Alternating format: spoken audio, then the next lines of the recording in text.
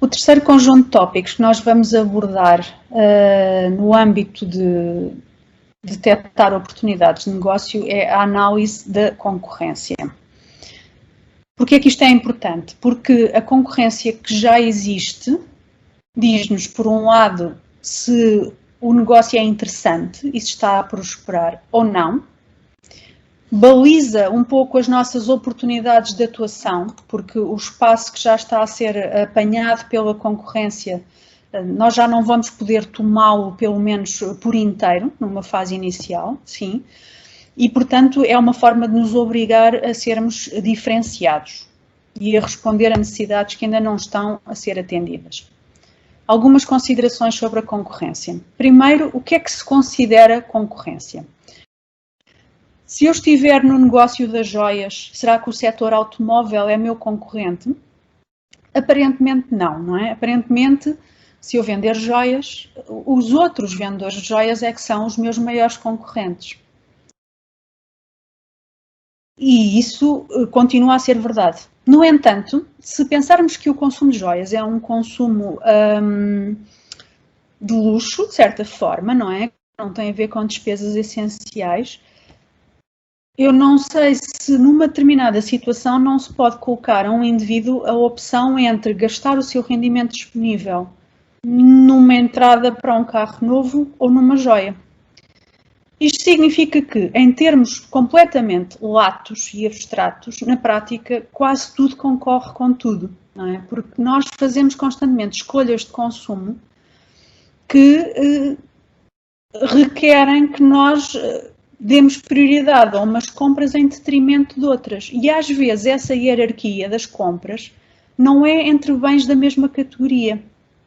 Não é? Eu posso neste momento ter uma indecisão entre usar uma pequena poupança para redecorar a casa ou para investir em cultura ou em formação.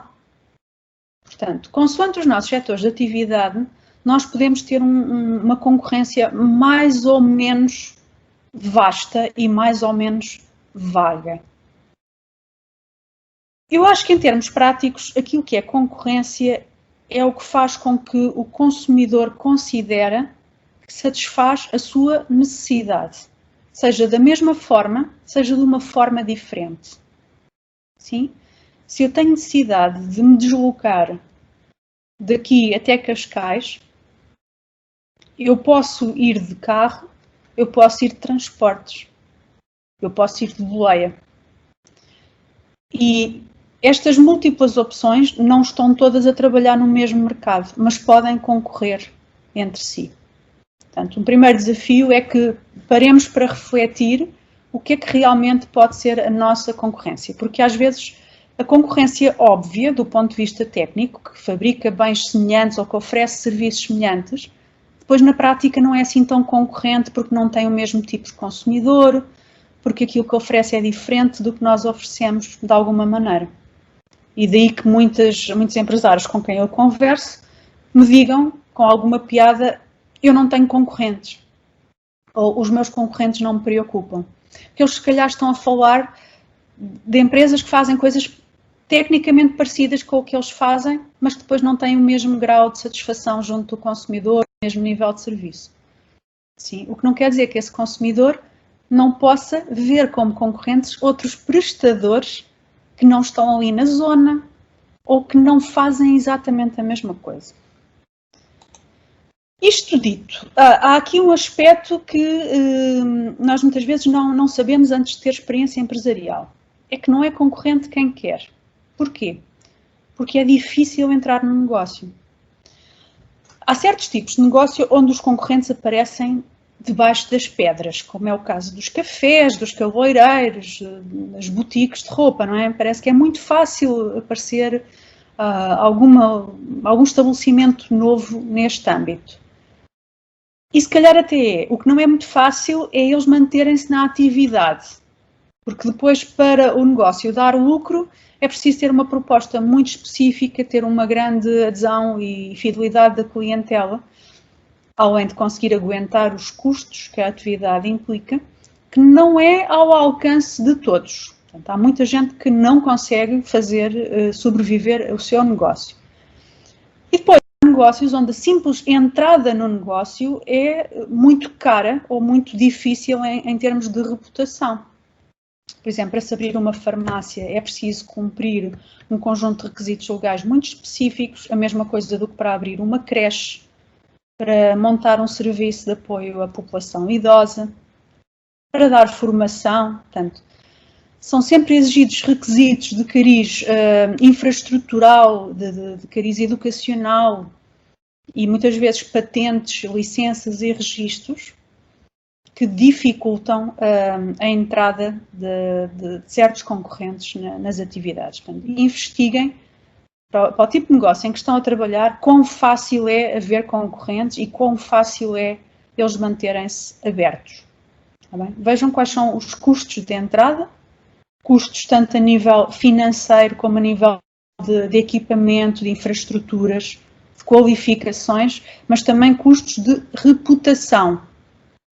Se eu quiser, por exemplo, abrir um negócio no âmbito de uma galeria de arte, eu vou de certeza precisar que os conhecedores digam bem daquilo que eu tenho, porque é um meio restrito para um público muito especializado, onde muita gente se conhece e é preciso ter a tal reputação positiva para conseguir se ingrar. Não se abre uma galeria de arte como se abre um café de bairro. Tá bem? Então, são níveis diferentes de qualificação reputacional. Os níveis de concorrência têm a ver com o que eu vos expliquei de quem é que é realmente meu concorrente. Imaginem que eu fabrico um detergente para a louça. Os concorrentes mais imediatos são aqueles que vendem detergentes para a louça com uma composição parecida com o meu, com um preço parecido com o meu, à venda nos mesmos sítios. Ok? Portanto, se eu for representante da marca Fairy, os concorrentes da Fairy são os outros detergentes da louça com um posicionamento parecido, à venda mais ou menos nos mesmos sítios, com uma estratégia de marketing mix semelhante, como é o caso do Super Pop, enfim. Eu já nem sei de cor os nomes das marcas de detergentes para lavar a louça à mão, mas são aqueles que nós encontramos ali no supermercado. Se, por exemplo, eu estiver a falar de um detergente para lavar a louça à mão ecológico, aí já não é um concorrente tão direto. Porquê? Porque vai satisfazer uma necessidade ligeiramente diferente. A necessidade do consumidor aqui já não é só lavar a louça de forma eficaz, de forma que a louça fique limpinha, a um preço acessível, é a boa consciência de que não vai estar a prejudicar o ambiente com a sua escolha. E esta necessidade já não é bem a mesma do que a necessidade de quem compra um Fairy ou um Super Pop tradicional. Está bem? Portanto, aqui a concorrência já é um bocadinho menos direta. Faço-me entender? Se estivermos a falar, por hipótese, de um kit à venda para que o consumidor fabrique o seu próprio detergente para lavar louça, com todos os cuidados ambientais e de utilização de recursos ao seu dispor, já é outra plataforma de concorrência. Aqui o consumidor já não está a comprar uma solução prática, embalada, pronta a usar, de uma marca conhecida. Está a fazer o seu próprio produto. Portanto, esta concorrência é mais indireta.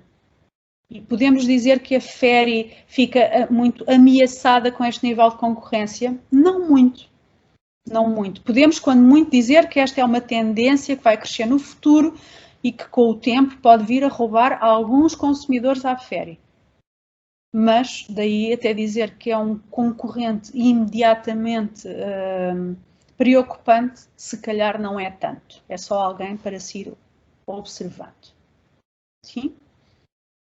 Em última análise, como vimos, tudo concorre com tudo. E quanto mais o consumo em questão for de lazer, for de imagem, de algo que se considere não ser de primeira necessidade, mais isso vai acontecer.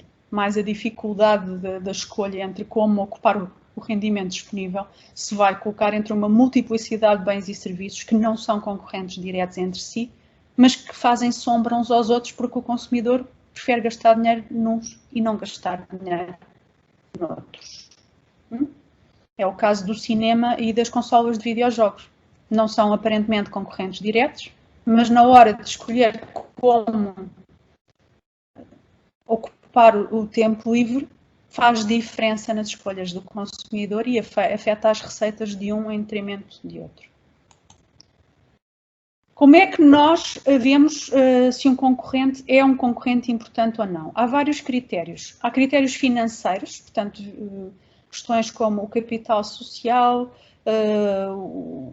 a faturação anual, o nível de investimento, os preços praticados, o crescimento das vendas de ano para ano, as cotas de mercado. Esses são aspectos a que a maioria dos gestores prestam uma atenção imediata. Depois há critérios que têm a ver com a parte simbólica. Qual é a importância que o consumidor dá à imagem da marca, quão satisfeito se sente com a marca, sim, se a percepciona como uma marca inovadora ou não. Nesta avaliação da posição concorrencial, nós vamos socorrer-nos de dados de marketing research, não é? Tanto do ponto de vista da pesquisa de secretária, da pesquisa de dados secundários, que vai recolher os tais dados financeiros e de desempenho económico, ok? E vamos recorrer, por outro, a pesquisa direta junto dos consumidores, dos parceiros, de fornecedores em comum, para ter a opinião deles sobre os nossos concorrentes. Porque às vezes eles podem estar muito bons em vendas neste momento, mas nos últimos tempos ter começado a desagradar ao consumidor ou aos parceiros por algum motivo que ainda não está assim tão óbvio e que nós temos que ir descobrir. Neste momento já aprendemos um conjunto de estudos que nos permitem avaliar a posição concorrencial e perceber em que medida é que eles nos afetam. Se é em volume, portanto, na quantidade daquilo que vendem, se é em valor, nas margens de lucro que praticam, se é do ponto de vista simbólico, emocional, a título de afeto. Porque às vezes há marcas nossas concorrentes que ainda não vendem muito, mas que são muito estimadas, são muito queridas pelo consumidor. E isso também é algo que nós devemos ter em conta, está bem?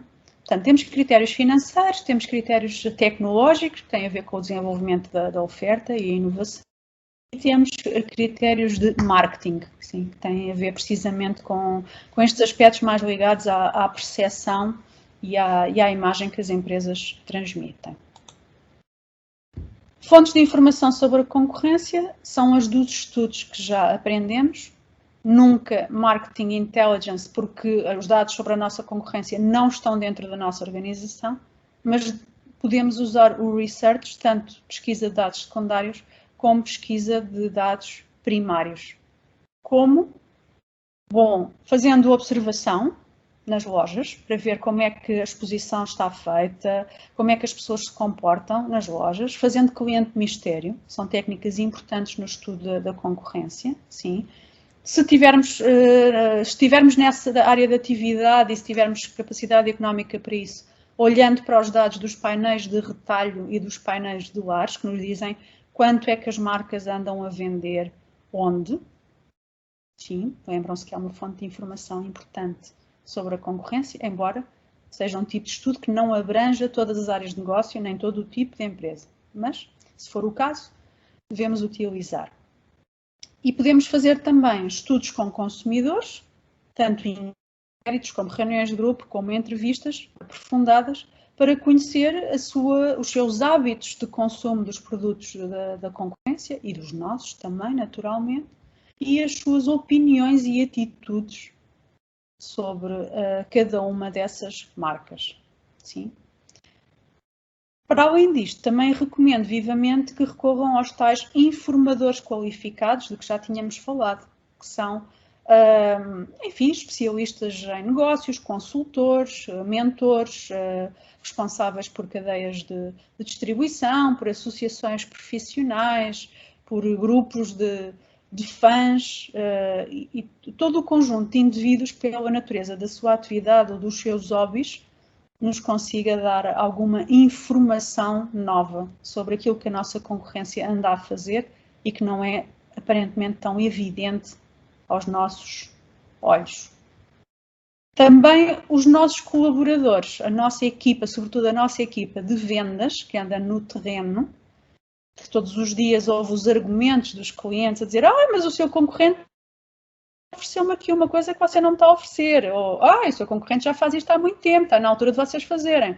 Portanto, usar os nossos colaboradores, sobretudo se estiverem no terreno, se estiverem na atividade cotidiana enquanto vendedores, é uma fonte de informação preciosa para nós, de facto, acompanharmos aquilo que está a ser feito e, por que não, anteciparmos os próximos movimentos sobre a concorrência.